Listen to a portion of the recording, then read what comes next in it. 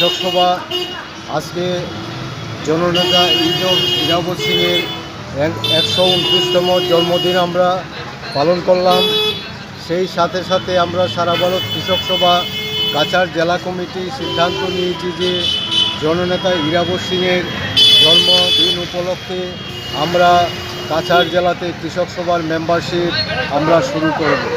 সেই সাথে আজ আমরা কাছাড় জেলার সদস্য 2024-25 মেম্বারশিপ শুরু করলাম।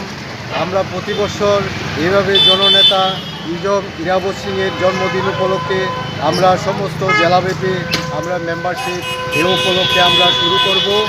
জননেতা ইরাবত সিং সুরমা উপত্যকার কৃষক সভার সভাপতি ছিলেন এবং ওনার নেতৃত্বে ভূমিহীন কৃষকরা যাতে জমি পায় এবং জমিদারি প্রথার বিরুদ্ধে আন্দোলন শুরু করেছিলেন।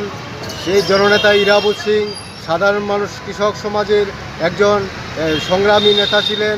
তাই আমরা সারা ভারত কৃষক সভা কাছাড় জেলা কমিটির সিদ্ধান্ত নিয়েছি যে প্রতি বছর আমরা জননেতা ইরাবত সিংয়ের জন্মদিন উপলক্ষে আমরা মেম্বারশিপ আমরা শুরু করব।